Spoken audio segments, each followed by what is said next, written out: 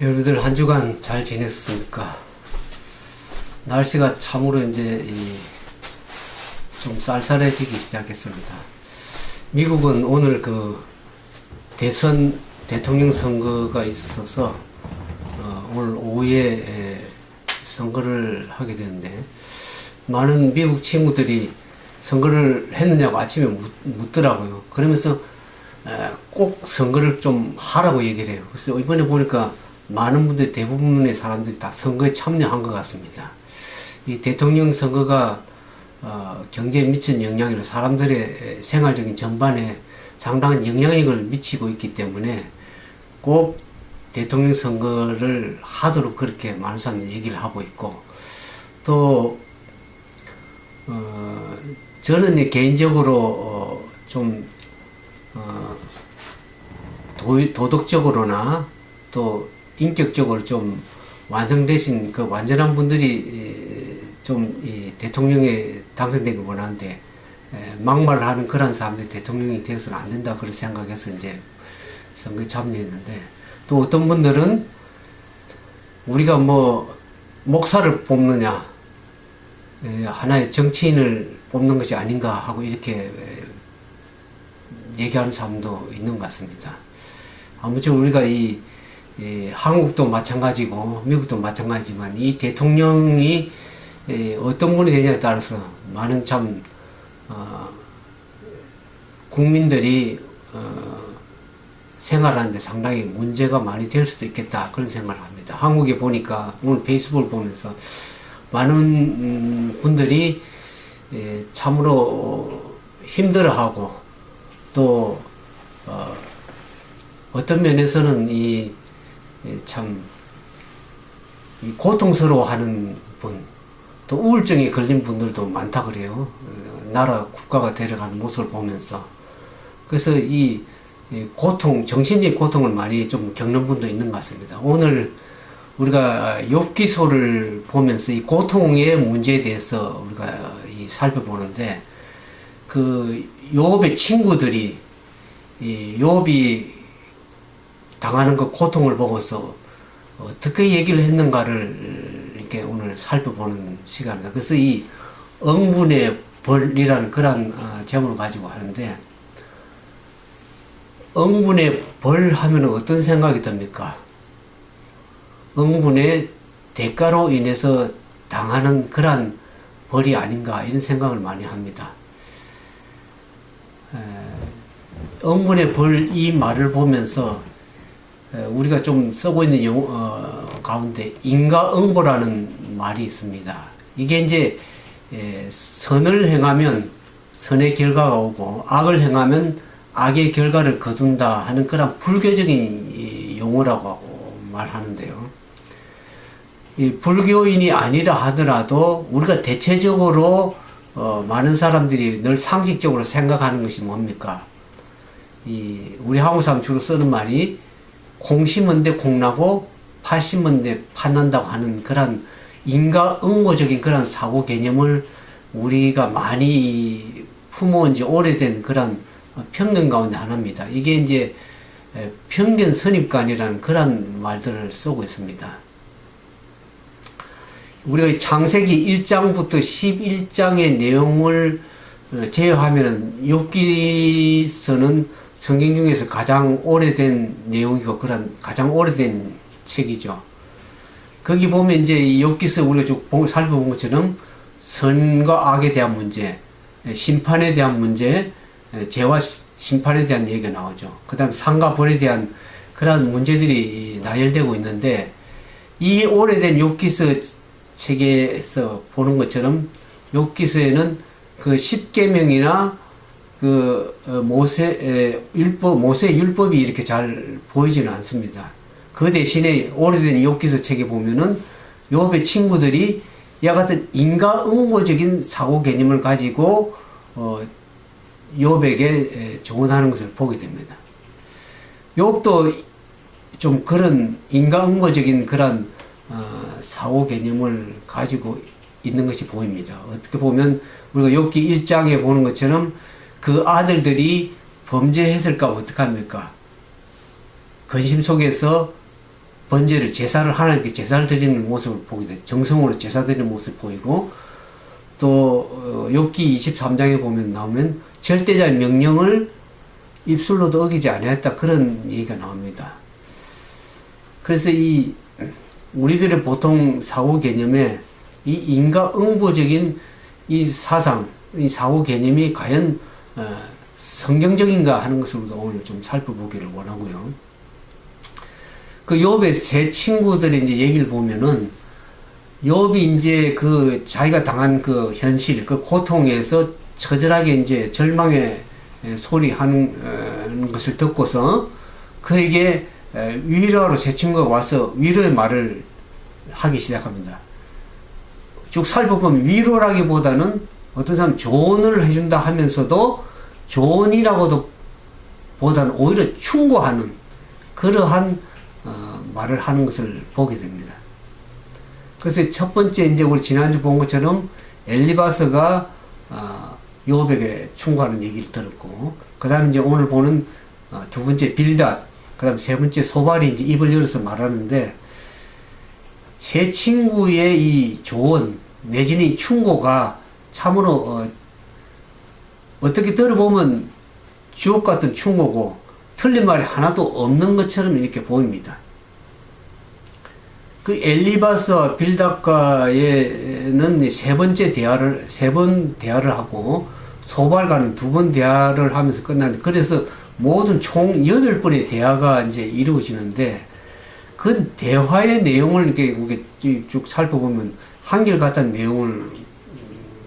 내용을 보게 되는데, 욥의 친구들은 어떻게 해야 합니까?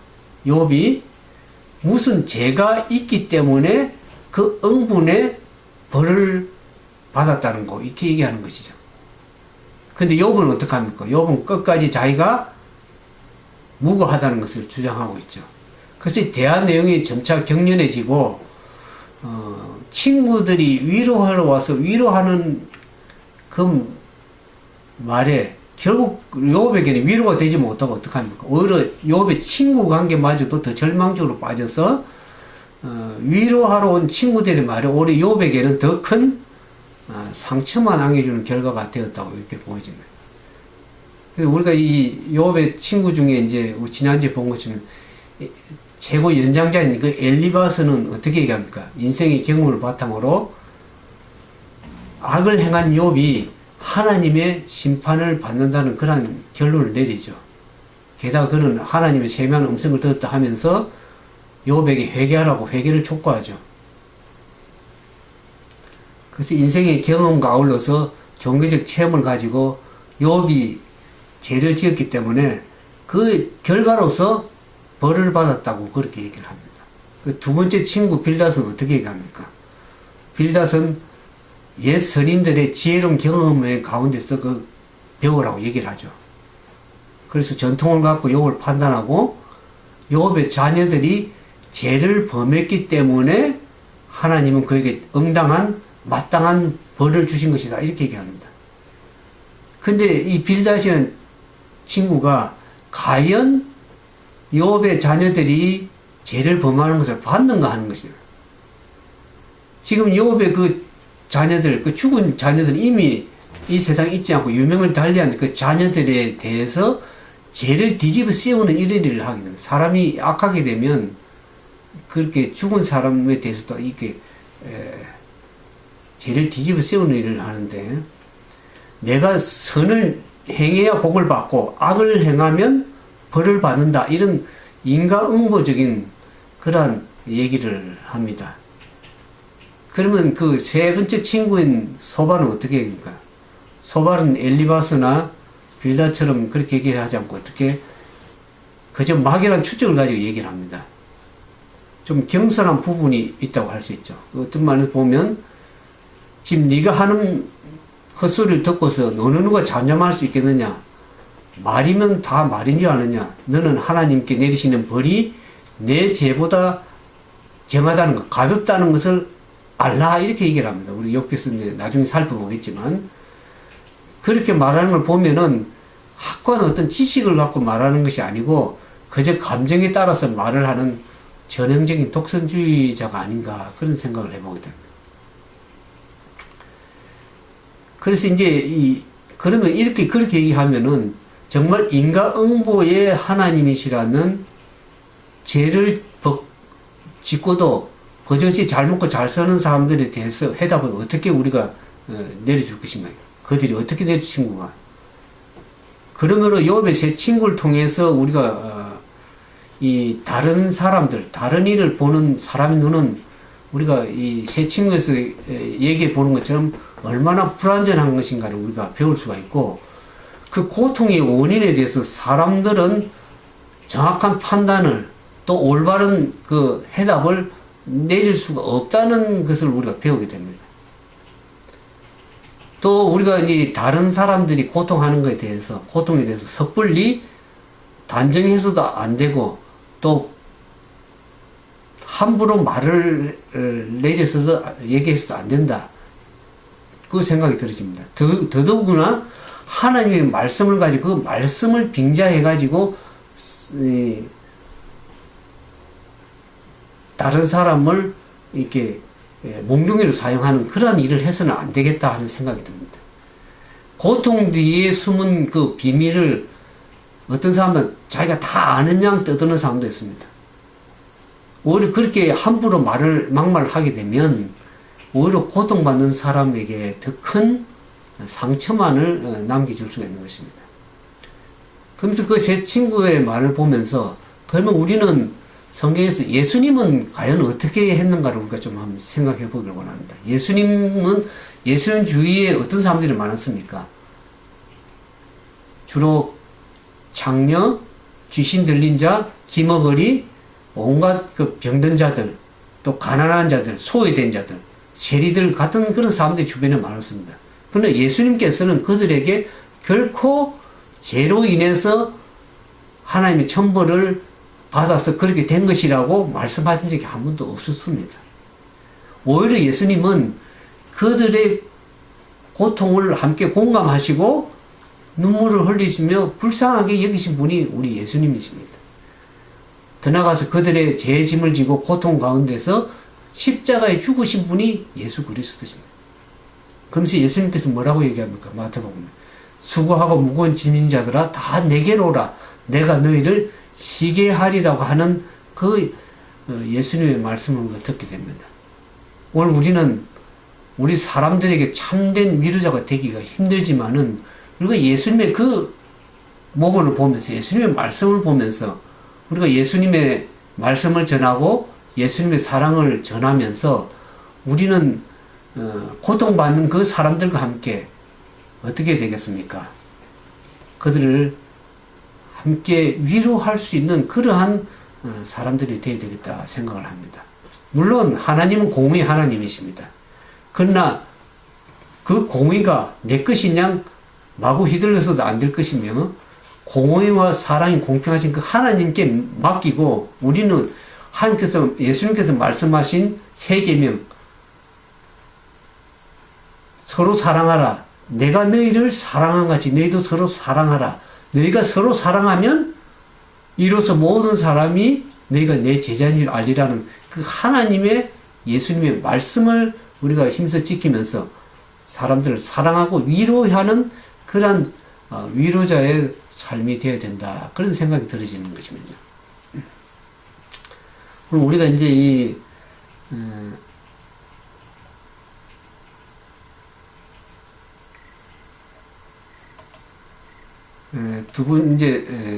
첫 번째 소재, 계속되는 책망을 이제 구체적으로 욥의 세 친구들이 어떻게 얘기를 했는지를 우리가 좀 세밀하게 디테일하게 좀 이렇게 살펴보길 원합니다.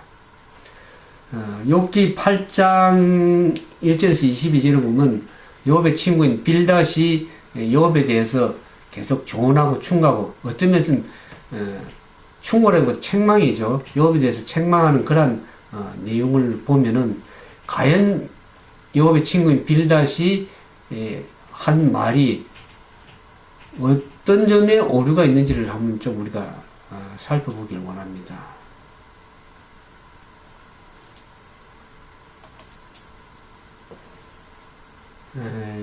욥의 말을 듣고서 이제 그 욥의 친구인 빌닷이 얘기를 합니다. 욥기 8장 1절에 보면 수아 사람 빌닷이 대답하여 이르되, 여기 수아 사람이라는 것은 수아 민족을 말하는데, 성경의 수아라는 사람은 아브라함이 후처 그둘라를 통해 낳은 자녀입니다. 창세기 25장에 그렇게 나오는데, 이 수아 사람 빌닷이 8장 2절에 보면 어떻게 하냐면, 내가 어느 때까지 이런 말을 하겠으면 어느 때까지 내 입의 말이 강풍과 같겠느냐. 욥의 한 말이 강풍이다. 다른 말로 하면 거센 바람과 같다 그랬습니다. 쉽게 다시 말하면 욥이 내뱉은 그 말은 하나의 함부로 내뱉은 거센 바람과 같은 말이다. 그런 얘기를 하고 있어요. 왜 빌닷이 그렇게 하냐면 욥은 자신을 가르쳐서 자기는 무고하고 어렵다고 주장하면서 자기가 지금 현재 당하는 고통, 현실이 원인을 알 수 없는, 원인이 없는 그 고난이라고 주장을 하기 때문에 그렇게 얘기를 합니다. 그러면서 빌닷이 욥에게 분노하면서 이렇게 합니다. 욥기 8장 3절에 하나님이 어찌 정의를 굳게 하겠으며 전능하시니가 어찌 공의를 굳게 하시는가, 이런 얘기를 합니다. 하나님이 참으로 선하시다면 그 정의로운 하나님께서 선한 사람에게 고통을, 고난을 줄 수가 없다는 것이죠. 내가 악하니까 하나님께서 고난을 주신 거야, 이렇게 얘기하는 것 같은 얘기입니다. 그러면서 이런 맥락을 가지고 욥의 자녀들 어떻게 평가하냐면 욥기 8장 4절에 내 자녀들이 주께 죄를 지었으므로 주께서 그들을 그 죄에 붙이셨다. 주의 죄에 버려두셨다는 거 얘기합니다. 죄를 붙였다는 말은 뭡니까? 그 죄의 대가로 욥의 자녀들이 죽었다는 것이죠. 사실 우리가 생각해 보면 욥의 자녀들이 그들의 죄로 인해서 죽었습니까? 아니면 다른 이유로 죽었습니까? 욥이 경건했기 때문이죠. 우리가 성경에서 보는 것처럼 하나님께 인정하신 것처럼 욥이 경건하지 않았더라면 사단이 욥이 경건한지 아닌지를 이렇게 시험하지 않았을 것입니다. 근데 욥은 늘 하나님께 어떻게 합니까? 경건하게 행한, 입술로 범죄치 않은 그런 것을 알고 사단이 시험한 것을 우리가 알게 됩니다. 그래서 그런 말을 보면 빌닷의 말이 틀렸다고 볼 수 있죠. 그러면서 여기 8장 5절에 보면 내가 만일 하나님을 찾으면 전능하시니 강구하고 청결하고 정직하면 반드시 너를 돌보시고 내 어려운 처소를 평안하게 하실 것이다. 그렇게 얘기를 합니다. 내가 만일 하나님을 찾고 전능하시니 구하면 하나님께 너를 돌보실 것이다. 그런 얘기인데 욥은 하나님을 떠난 적이 없습니다. 욥은 고난 가운데 하나님께 나아가지 않은 적이 없죠. 우리가 계속 욥기 8장을 살펴볼 때 하나님을 향한 부르짖음을 우리가 욥기에서 계속 욥에 보는데, 그러면서 이 빌닷은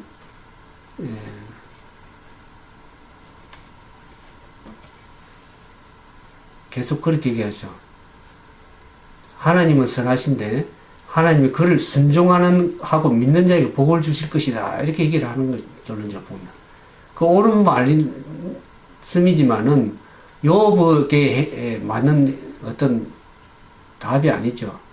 욥은 하나님을 거역한 사람도 아니고 하나님을 떠난 사람도 아닌데 너가 지금 고통당하는 것은 하나님을 찾지 않고 하나님을 떠나서 범죄하고 그렇기 때문에 그런 고통을 당한다 하니까 욥이 이해할 수가 없죠. 그러니까 그 얼마나 답답한 욥의 상황을 보게 됩니다. 그러면서 욥기 8장 8절에 보면 너는 옛 시대 사람들이 무리며 조상들이 터득한 일을 배울지어다 그랬습니다. 우리는 어제 있었을 뿐이라 우리는 아는 것이 없으며 세상에 있는 날이 그림자와 같으니라. 그들이 내게 가르치리지 아니하겠느냐. 그 마음에서 나오는 말을 하지 않겠느냐. 조상들의 지혜 가운데서 배우라는 것입니다.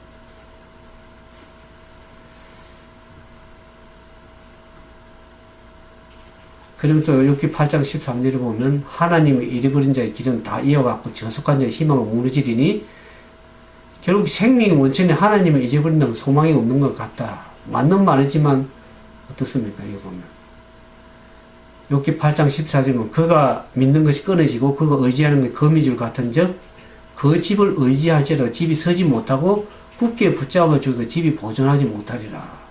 하나님을 의지하지 않는 잊어버린 자는 결국 이와 같다 이런 얘기를 하는데, 욥은 하나님이 잊어버린 것이 아니죠.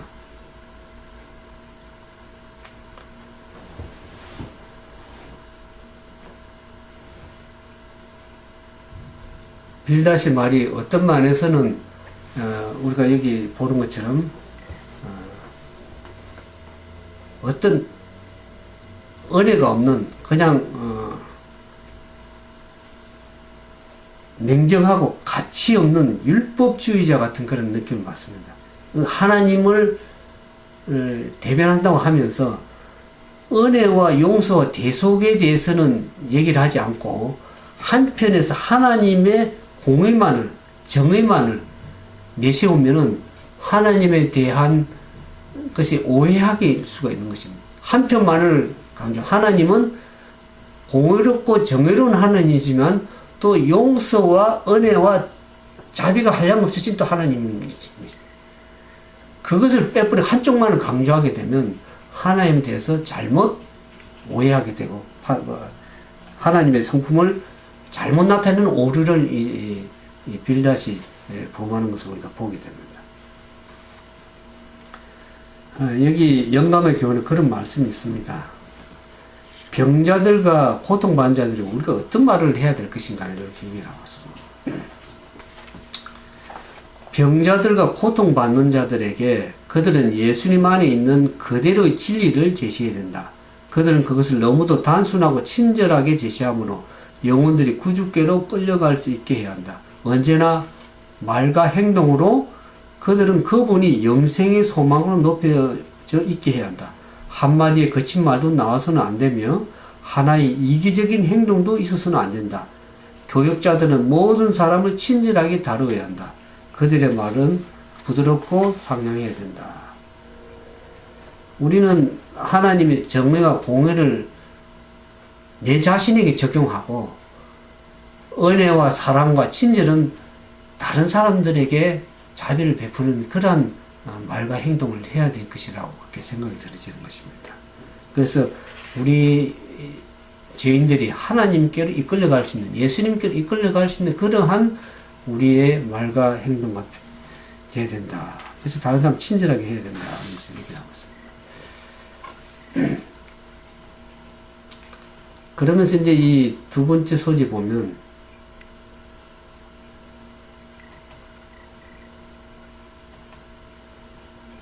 두 번째 소지에는 그 욥의 친구인 나아마 사람 소발이 이제 얘기를 하기 시작합니다. 나아마 사람 소발이 욥기 11장에 이제 보면 나오는데, 11장 2절에 말이 많으니 어찌 대답이 없으랴. 말이 많은 사람이 어찌 어렵다 함을 얻겠느냐.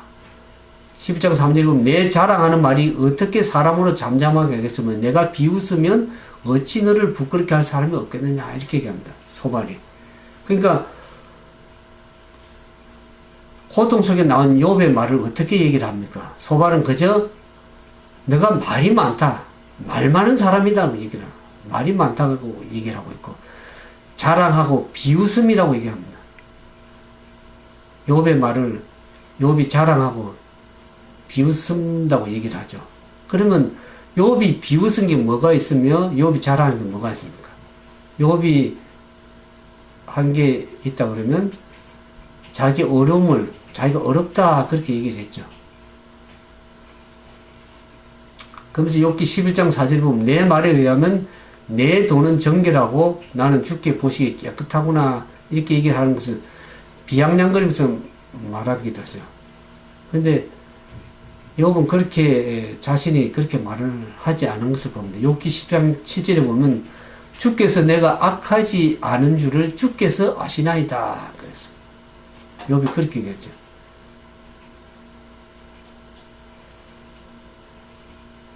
그래서 이 소발이 욥기 11장 5절에 쭉 한 말을 보면 하나님은 말씀을 내시며 너를 향하여 입을 내시고 지혜 오모함으로 내게 보이시길 원하노니 이는 그의 지식이 광대함이라. 너는 알라. 하나님의 벌하심이 내 죄보다 경하니라.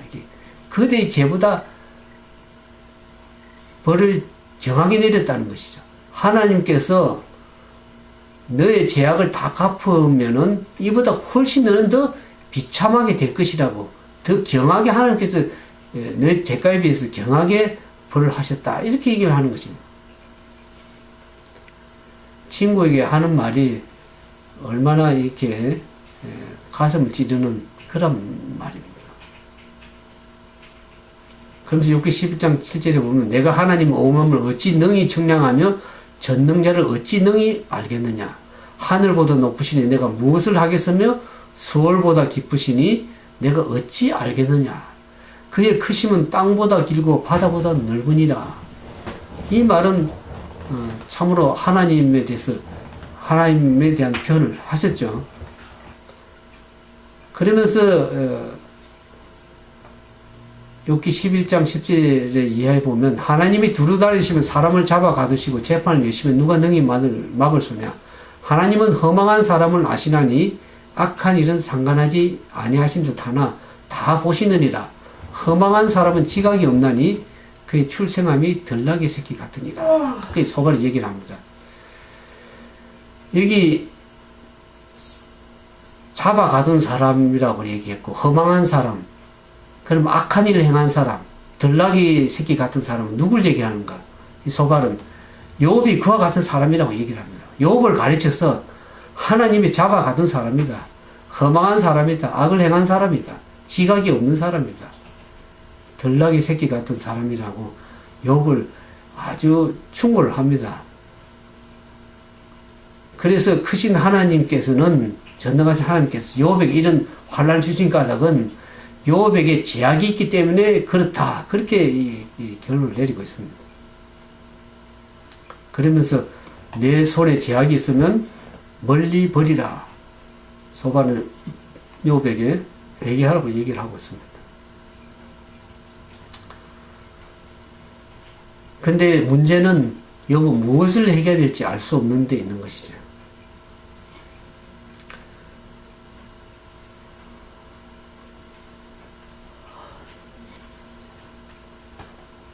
여기 보면 회개하라. 그리하면 내가 반드시 흠없는 얼굴을 들겠으며 굳게서 두려움은 없으리니 곧 내 환난을 잊을 것이라. 그렇게 하면서 11장 17절 이하에 보면 내 생명의 날이 대낮보다 밝으리니 어둠이 있다 할지라도 아침과 같이 될 것이며 내가 희망이 있으므로 안전할 것이며 두루 평안하고 평안시리라.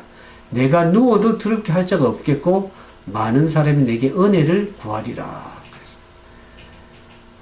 10장 있죠. 그러나 악한 자는 눈이 어두워서 도망할 걸 찾지 못하리니 그들의 희망은 숨을 것이 없느니라.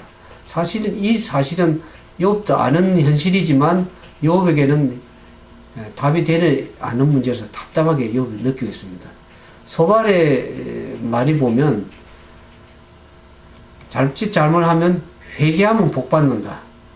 회개하면 잘 된다. 이런 원리의 말로 생각해 볼 수 있는데, 쉽게 얘기하면 의인은 복 받는다. 의인이 잘 된다는 식의 원리는 이게 옳은 말이 아니죠. 우리가 쉽게 얘기해서 하나님께 예배하면 복 받는다. 하나님 말씀을 따르면 잘 된다. 이거 옳은 말 같지만은 역으로 생각해 보면 우리가 복 받기 위해서 하나님께 예배 드립니까? 아니면 잘 되려고 하나님께 말씀대로 살아갑니까? 그게 아니죠. 우리가 하나님께 예배하는 것은 하나님이시기 때문에 우리가 하나님께 예배하는 것이죠. 우리가 복을 받기 위해서, 잘 되기 위해서, 복 받기 위해서 하나님을 섬기고 하는 것이 아니라는 것을 욥기 1장에서 보게 됩니다. 우리가 하나님께 예배하고 하나님께 나아가는 이유가, 하나님 말씀 따르는 이유가 복을 받기 위한 거나 어떤 잘 되기 위해서만의 하나님을 따르는 것이 아니고, 우리가 하나님께서 우리가 은혜를 베푸시고 우리 죄를 용서해 주셔서 그 하나님 대신 그 하나님, 사랑의 하나님, 공의 하나님이기 때문에 우리가 하나님을 믿고 그분을 의지하고 따라가는 것이지, 복 받기 위해서, 잘 되기 위해서, 그건 기복신앙이라고 할 수 있겠습니다.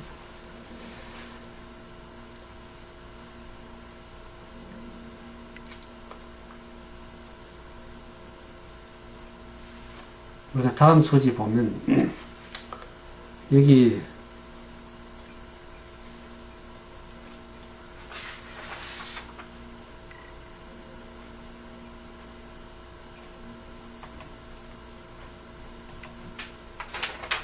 그러면 우리가 하나님께서 직접적으로 보호하시는, 직접적으로 심판하시는 일이 있었습니다. 정의롭고 공의로운 하나님께서 직접 심판하시는 부분들이 성경적으로 있습니다. 보면 우리가 이 창세기 6장 5절에서 8절 노아 홍수에 대한 사건이 나옵니다. 노아 홍수에 대해서 보면 하나님께서 직접적으로 죄에 대한 형벌로서 이 지상을 죄로서 물로서 심판해서 직접적인 형벌을 내린 사건을 우리가 성경에서도 볼 수가 있습니다.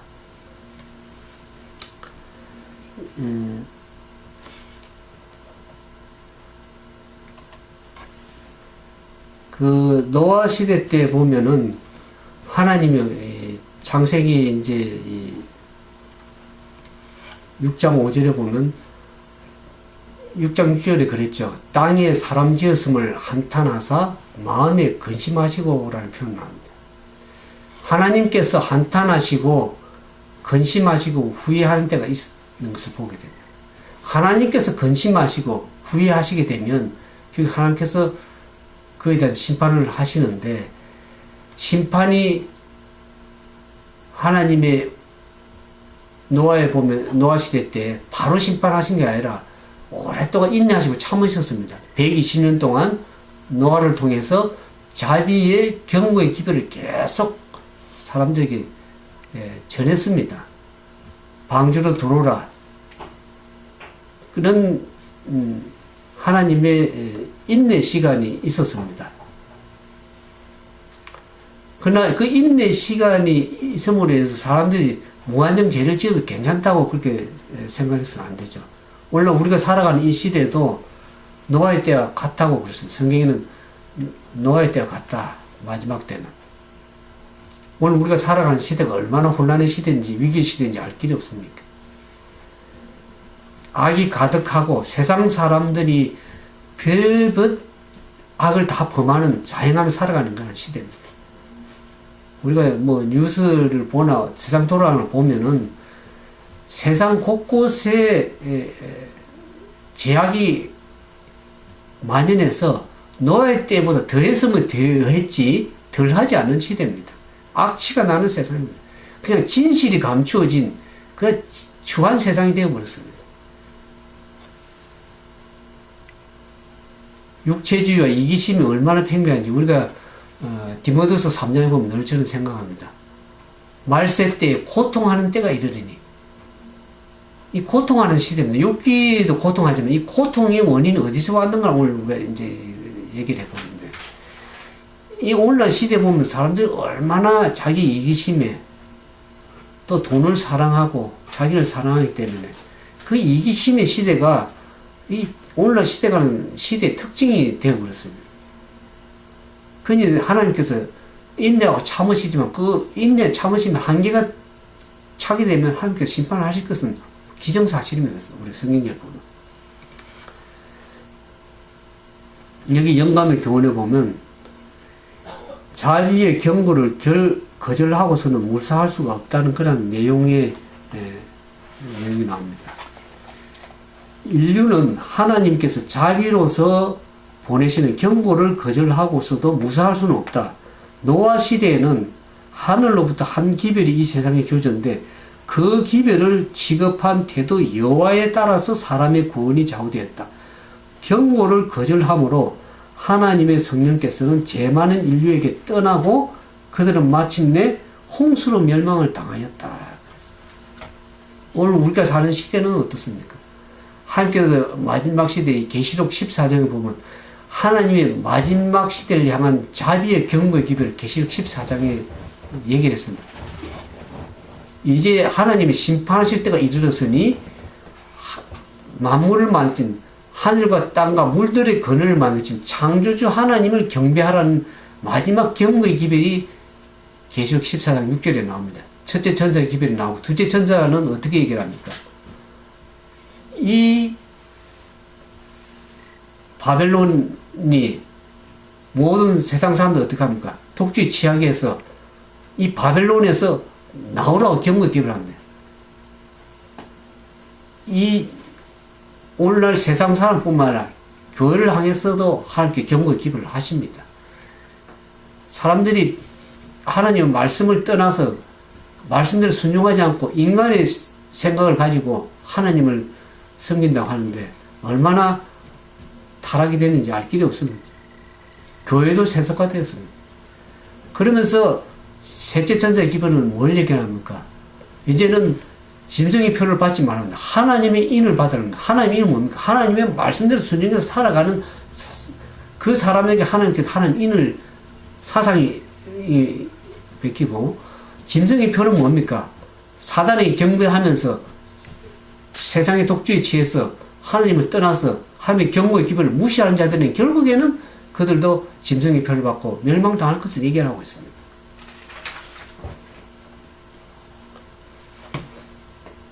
우리가 이제 이 마지막 소지 보면은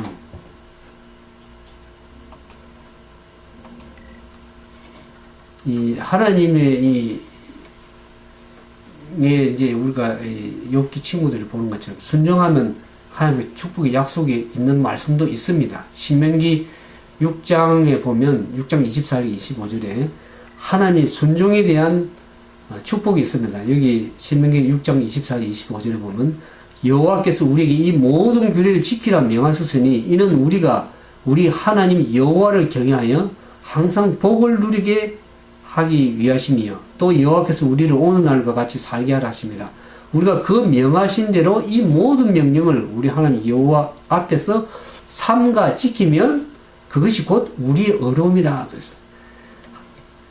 하나님의 경외에서 항상 복을 누릴 수 있는 방법입니까? 그 명하신 대로 모든 명령을 삼가 지키면 그것이 복이 되고 우리 어려움이 된다고 얘기를 하고 있습니다. 순종에 대한 축복의 약속의 말씀이 신명기 6장에 나와 있습니다. 그러면 불순종하는 한 자들에게 하나님께서 직접적으로 심판하신 것이 노아 홍수 때 있었지만 우리가 이 민수기 16장 1절에 33절에 보면 반역한 자들에 대한 응보의 형벌이 직접적으로 있었던 것을 우리가 보게 됩니다. 거기 보면 민수기 16장에 고란과 다단과 아비람과 온이 당을 짓고 하나님을 반역해서 모세를 반역해가지고 하나님을 거역할 때 어떻게 얘기를 합니까? 민수기 16장 3절에 보면 만일 여호와께서 새 일을 행하사 땅이 입을 열어 이 사람들과 그들의 모든 소유물을 삼켜 산채로 서울에 빠지게 하시면 이 사람들이 과연 여호와를 멸시한 줄을 너희가 알리라 그랬습니다. 그 말 떨어지자마자 그 하나님이 어떻게 합니까? 땅을 열어서 그 사람들이 땅속에 다 서울에 빠지게 했습니다. 그것을 보면서 하나님께서 새 일을 직접적으로 행하신 것을 우리가 알게 됩니다. 하나님은 반역한 자에게 적극적이고 직접적인 형벌을 오늘날도 만약 내리신다 그러면 사람들이 두려워서 하나님을 떨 것입니다. 그러나 하나님은 그런 직접적인 형벌도 내리시는 하나님이지만 또 오래 참으시고 인내하시고 은혜와 자비를 죄인들에게 베푸시는 하나님입니다. 그런데 그 오래 참으심이 우리가 죄를 범해도 된다고 그런 얘기 마음대로 살아야 된다고 하는 것은 아닙니다. 그것은 분명히 응당의 징벌이 있을 것을 얘기를 하고 있습니다. 우리가 그전에 살펴본 거죠. 베드로후서 3장에도 보면 그 마지막에 사람들의 형벌이 어떻게 됩니까? 이 땅이 하늘에서 불이 내려서 또 지상에서도 불이 올라오고 해서 모든 사람들이 불로서 멸망하기 위해서 하나님께서 간수해 두신 바가 되었다 그랬어요. 베드로서 3장 6절 7절에 보면 이로 말하면 그때 세상은 물의 넘침으로 멸망하시되 이제는 하늘과 땅은 그 동일한 말씀으로 곧 불사르기 위하여 간수하신 바 되며 경건치 아니하는 사람들의 심판과 멸망의 날까지 보존하여 두신 것이라 그랬어요. 하나님 인내하고 참으시지만 그 인내 한계를 넘었으면 결국에 제약이 차면 하나님께 심판과 멸망을 나를 이르러 올 것을 분명히 경고로서 우리에게 자비의 경고로서 말씀하신 것을 우리 보게 됩니다. 그래서 이 마지막에 계시록 그 거기 보면 계시록 20장 14절에 둘째 사망 나오죠. 하나님을 거절하고 회개치 아니하고 경건치 않은 자들에게 하나님께서 임하시는 직접적인 형벌이 마지막 재앙, 심판인 둘째 사망이 있을 것을 얘기를 하고 있습니다. 그러나 우리는 한 가지 우리가 이제 보면서 이 고통이라는 것이 보통 이 죄로 인해서 고통이 오게 되는데, 그렇다고 해서 이 모든 세상의 고통이 죄로 말미암아 생긴 것은 아닙니다. 그 고통이 죄에 대한 하나님의 징벌에서 온 것이 아닙니다. 보통 이제 우리가 고통당하는 것은 어떻습니까? 우리의 잘못된 선택에서 우리가 어떤 것을 잘못 판단하고 어떤 걸 선택함으로 인해서 오는 고통들이 많습니다. 그러나 오늘 욥이 당하는 고통은 어떻습니까? 그것은 어떤 죄의 문제가 아니고 대쟁투 이변이 있는 사단이 지배하는 세상에서 경건하게 믿음을 지키고 살아감으로 인해서 오는 그런 시련의 고통도 있을 수 있는 것입니다. 까닭없는 고통. 그러나 모든 대부분의 고통이 하나님의 징벌이 아닙니다. 우리는 이 대쟁투 속에서 그리스도와 사단의 대쟁투 속에서 있는 이 세상에 살고 있기 때문에 경건한 사람도 고통을 동일하게 받을 수 있는 것입니다. 그러나 우리가 이제 깊이 생각이 되면서 고통 문제를 생각하면서 이것은 결국 하나님의 품성을 많이 생각했나 지난번에 얘기했습니다. 하나님은 그 고통을 죄인이 고통당하는 걸 기뻐하시지 않는 것입니다. 우리가 요한복음 3장에 하나님께 이 세상을 이처럼 사랑하사 독생자를 내어주셨습니다. 예수님께서 그 죄로 인해서 고통당한 인류의 고통을 끝내시기 위해서 그 아들을 주셔서 십자가에 죽여서 죄의 문제를 끝내시는 분이십니다. 죄로 인해서 고통당을 하나님 원하시는 분이 아니십니다. 그러나 그걸 생각하면서 하나님의 품성을 우리가 더 의지해야 된다. 하나님께 능력이 없으셔서 제 고통을 없으실 수 없는 것이 아니라 하나님께 참고 인내하시고 오히려 고통 속에서 함께 하시는 십자가의 고통과 함께 하시는 하나님인 것을 생각하면서 우리는 한 가지 희망을 가질 수가 있는 것입니다. 우리가 아무리 세상 사는 것이 힘들고 또는 우리의 잘못으로 인해서 고통당하고 또 죄로 인해서 고통당하고 또 경건하게 살면서 이루는 고통이 있다 할지라도 우리 한 가지 생각할 것은 그 고통이 끝날 날이 있다는 것을 예수님께 십자가에서 죄를 끝내셨습니다. 우리는 하늘에 가면 고통과 사망과 애통과 눈물하는 것이 없어지는 그날이 분명히 있을 것을 알기 때문에 그 고통이 끝날이라는 그 약속을 믿기 때문에 우리는 인내하고 참을 수 있는 것입니다. 우리가 하나님의 그 인내하는 사랑, 십자가에 베푸신 그 사랑, 하나님의 품성을 생각하면서 우리가 때로는 우리가 고통스럽고 또 힘들다 할지라도 우리가 인내하고 소망 가운데 살아갈 수 있는 것입니다. 그러면서 우리가 다른 사람 판단할 때, 고통 가운데 있는 사람을 판단할 때 아무렇게나 우리가 성급하게 판단하지 말고 오히려 어떤 다른 사람 고통에 대해서 판단을 내리기보다는 오히려 하나님께 그 자비와 도움을 구해줄 필요가 있다. 그래서 우리는 고통당하는 영혼들에게 더 큰 상처를 주거나 그렇게 하지 않고 하나님께 기도하면서 그 영혼을 어떻게 하나님께 이끌어갈 수 있을지 더 깊이 생각하면서 믿음으로 생활해 나가는 우리 모두가 되기를 주님의 축원을 드립니다. 함께 기도하겠습니다. 사랑과 자비가 많으신 아버지 하나님, 우리는 이 땅에 살면서 이런저런 모양으로 고통당하고 실망하고 낭망하며 때로는 하나님께 기도할 수밖에 없는 연약한 인간인 것을 알게 됩니다. 우리 주위에 고통당하고 상처로 인해서 어려움당하는 영혼들이 많습니다. 이 세상을 볼 때 얼마나 악한 세상이며 이유 없는 고통당하는 사람들도 많습니다. 또 질병으로 인해서 이런저런 모양으로 고통당하는 형제 자매들이 많습니다. 주여 저들을 불쌍히 여기시고 저들을 어떻게 하나님의 위로의 말씀을 가지고 사랑을 가지고 나아가서 주님 앞에 저들 인도할 수 있을지 더 깊이 생각하게 하시고, 우리가 고통 가운데 있을 때 우리가 어떻게 하나님께 나아가며 인내하며 나아갈지를 더 알게 하셔서 하나님이 주신 그 경험과 위로를 가지고 다른 영혼들을 위로하고 소망 가운데 이끌어갈 수 있도록 우리에게 인내하게 하시고 지혜를 주셔서 또 하나님 믿고 의지하게 나갈 수 있도록 인도해 주시옵소서. 인간의 판단은 불완전하고 해답을 줄 수 없는 것을 우리가 요 친구들을 통해서 배우게 되었습니다.